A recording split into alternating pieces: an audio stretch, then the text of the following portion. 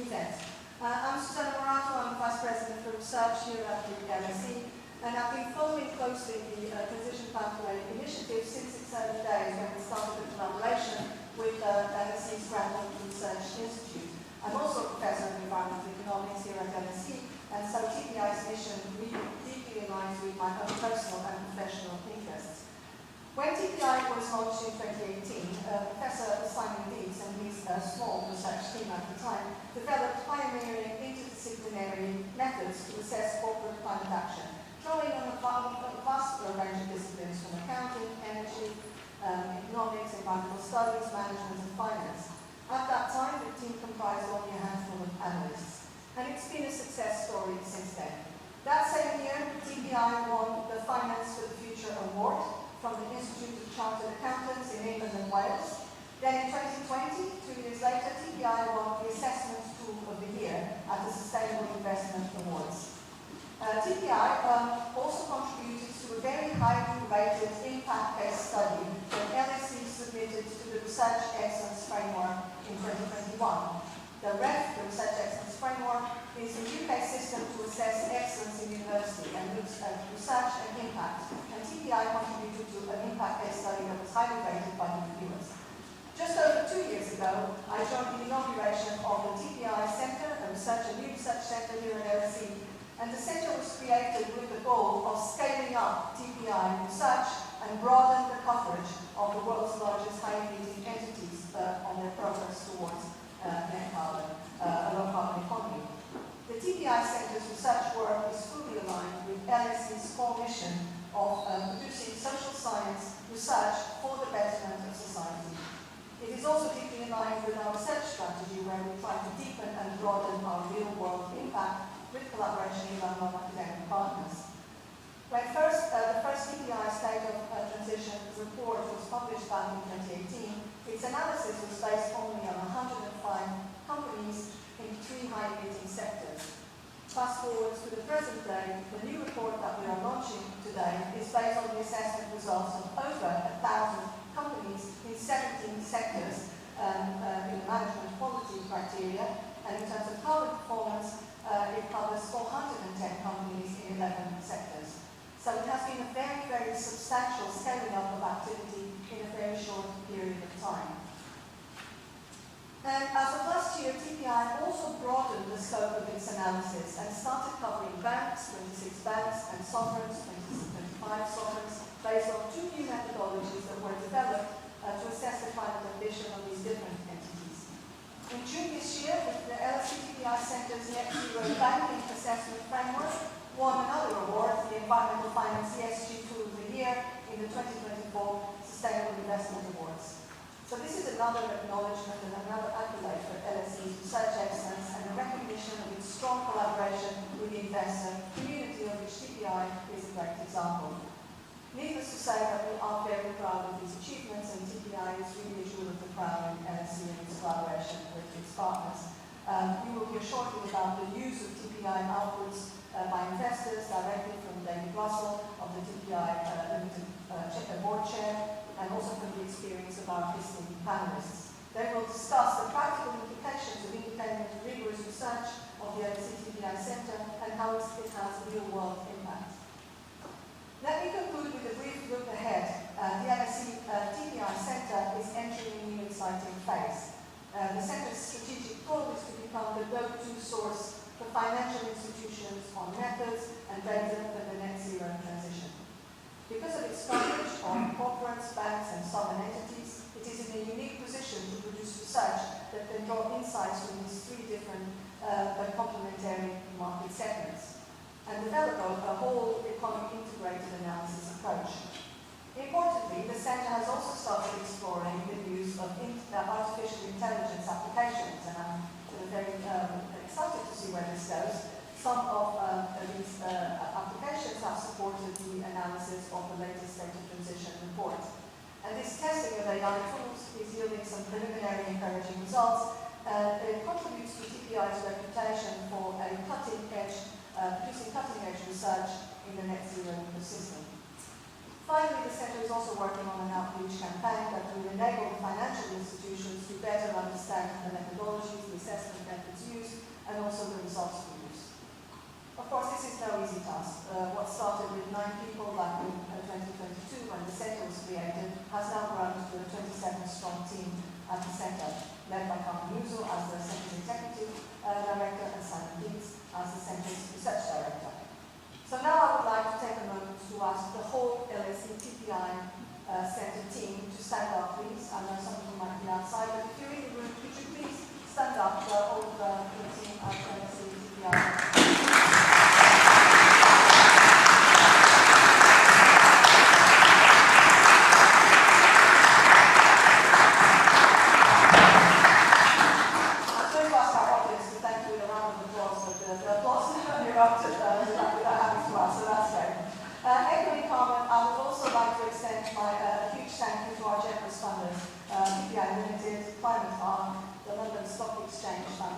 FTSE Russell, Climate Works and the London Foundation. Thank you all so much. We couldn't have done this without you. Thank you also to the members of the TPI Centre's Advisory Board and the Resource and Development Committee and the Technical Advisory Board, many of whom are today in this room, and also to the Chair of the TPI Strategic Advisory Committee, who is in the US. Finally, a special thank you to Professor David Webb, who's a Professor of Finance here at LSE, and he was a Vice President of Planning and Resources and CFO of the school a few years ago. David is the new Chair of the LSE TPI Centre's Advisory Board and of the Resource and Development Committee, and we're very grateful for David to take on this role. David replaces Professor Julia Black, who left LSE to become the new Warden of National College at Oxford, and I also take this opportunity to extend a big thank you to Julia for all her work with TPI over the years. Julia was a strong champion and supporter of TPI and its work from its inception, and a real believer of the role of social sciences and its role in sort of commercialization and market solutions. Okay, let me now hand over to David Russell, Chair of the Transition Pathway Initiative Limited, and I hope you enjoy the rest of the event. Thank you very much. Thank you, and good afternoon, everybody, or good morning, or good evening to those of you around the world who are listening online. I'm David Russell, I'm Chair of the Transition Pathway Initiative Limited, the board of the original asset set up many years ago.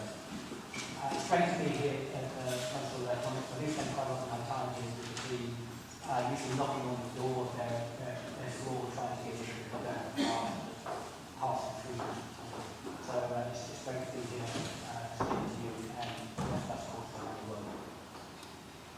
I'm going to take you back a bit in time to why TPI was set up. And the key figure for it was the COP21 in Paris, which signalled to the world that we need to transition from where we were then to where we need to be by 2050. So Paris aligned on net zero. The challenge that we had as investors was, and I used to work for an asset owner, the challenge was that how do we assess when companies come to us and say, we've got this great transition now, it's fantastic, believe us, we're going to get it. We had no way of doing that assessment. So what we did is through that led by Faith Ward and Adam Matthews, we got together and worked with Simon Deeds using FTSE Russell data and developed the TPI assessment processes that we have today. And we've heard about some of the numbers. The first transition partner, TPI was formally launched in 2017, but the first transition report was published in 2018. And as we just heard, 105 countries assessed. There were 31 TPI supporters at that stage. There are now 152, so we see quite a lot of growth there. And that hopefully will continue to happen over the next year, next month. There's also been growth in the amount of data that TPI provides and the coverage that is available. And we heard that from both previous speakers. We now not only have companies, we have banks, TPI covers sovereign debt, country analysis, which is going to be increasingly important as we assess how sovereign debt is transitioning from many asset owners and asset managers have significant exposure to sovereign debt. Key thing is how the data are used. TPI provides data, and that's the role that TPI and TPI Centre have. But it's the asset owners and asset managers using the data that will hopefully make the transition happen. Using a number of different ways. So, for example, in engagement, a strong critical use of TPI data is in the net zero benchmarking for the CA100 Plus international global engagement with around 650 investors.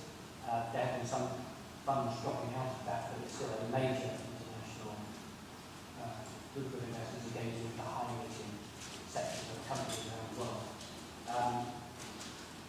What's really important in that process is TPI data enable the tracking of how companies are transitioning, where they were and how they moved or not. And some companies will make that as the data shows. It can be integrated into investment decision-making processes, so asset managers can make better informed decisions about how companies their investments are going to transition or not transition, and then they have to decide how they're going to deal with that. The data we use in industry index development, with a strong relationship between FTSE Russell and TPI, a significant amount of capital now invested in TPI-related or indices that are based on using TPI data. And in recent months we've seen both Phoenix and Calthers develop bespoke indices which have TPI, bespoke transition indices that have TPI data embedded in them. Another way that the data we use is to drive exclusions, identifying companies, particularly in the oil and gas sector, that aren't transitioning. And a number of investors, asset owners and asset managers have decided to not invest in those companies. We're always adding and looking for different ways that the data are being used, and today we published some new case studies on our website to show how certain investors are using TPI data, and we welcome more if you want to send those in to us. But investors are always changing what they want, and there's a growth in understanding of what the transition means. So we're constantly being asked for, can we have this, can we have that? And a few of the areas that we're looking at development in are the breadth of our coverage. How many companies do we cover? Started off relatively small, we now have over 1,000.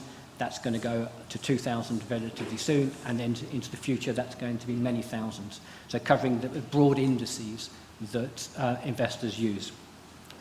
There's also a question about depth, and I think one of the changes that we've seen in recent time is an increase in the detail that investors want, particularly around transition plans. So we've already added questions to the management quality score that assess transition planning. The other thing is about timeliness of data and how that's used in voting. So we're seeing a lot more change in how investors are using our data, what the demands are for developing future products and future data sets. And that's where TPI will be going. To conclude, and I want to repeat a thank you to the funders of TPI Centre and TPI Limited. I won't name them all because that's already been done and I'm getting stared at by Carmen at the back. But without the funding, TPI data simply won't be available. So if anyone else would like to come forward and stump up some money, that would be really useful for both the Centre and Limited. I think the key thing is that we have to remember why we're here.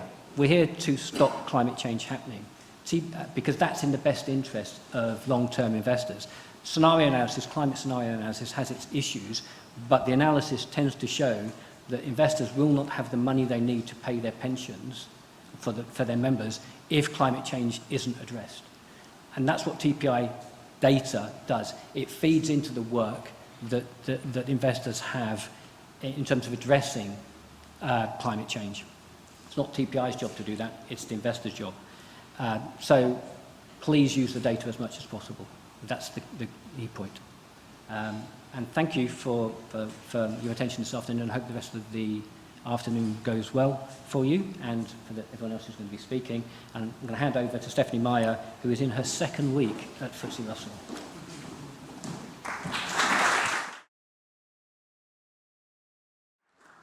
Great, thank you. Great to be here. Great to see so many familiar